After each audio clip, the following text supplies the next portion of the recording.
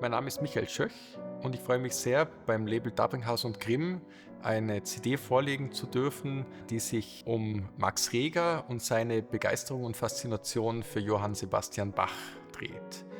Auf dieser CD sind zu hören einerseits ein Originalwerk, die Bach-Variationen, andererseits Transkriptionen, und zwar die berühmte D-Moll-Toccata von Bach für Orgel in einer Klaviertranskription von Max Reger und als besonders interessante Rarität die Fantasie und Fuge über BACH von Reger in einer Klaviertranskription von August Stradal.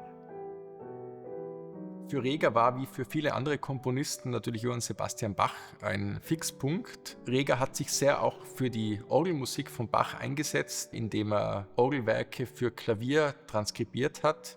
Es gibt ein schönes Zitat, das er seiner Bearbeitung der Choralvorspiele von Bach vorangestellt hat, dass er die Absicht hat, diese Stücke bekannt zu machen, da sie viel zu wenig unter Nichtorganisten bekannt sind.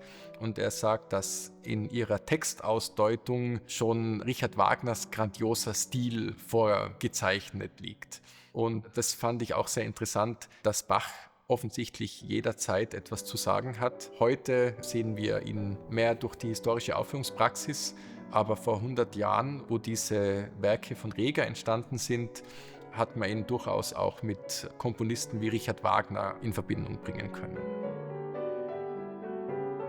Besonders faszinierend war es für mich, diese Musik jetzt auf einem Flügel aus der Entstehungszeit der Werke spielen zu können.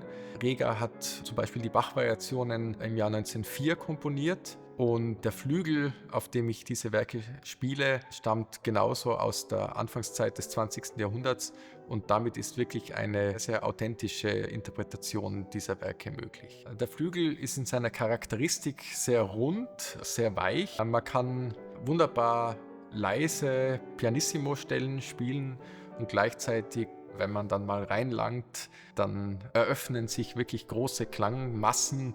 Also ein ideales Instrument für die Musik von Max Reger, der wirklich auch vom leisesten, gesäuselten Pianissimo bis hin zu brutalsten Fortissimo-Ausbrüchen in seiner Musik alle denkbaren Schattierungen zulässt.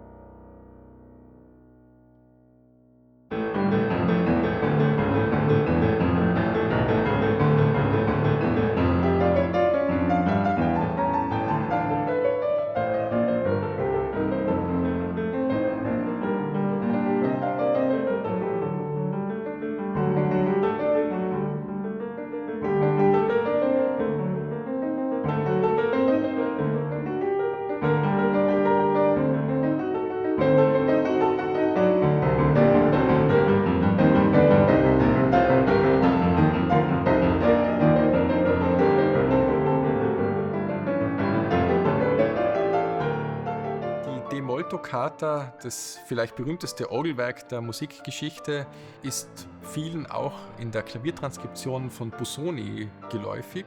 Die Klaviertranskription von Reger wird seltener gespielt.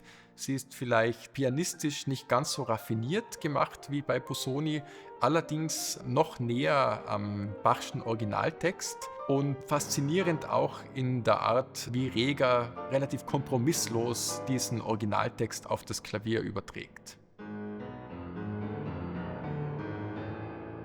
Es war sehr interessant für mich, die Beschäftigung der Komponisten am Anfang des 20. Jahrhunderts mit dem großen Vorbild Bach nacherleben zu dürfen.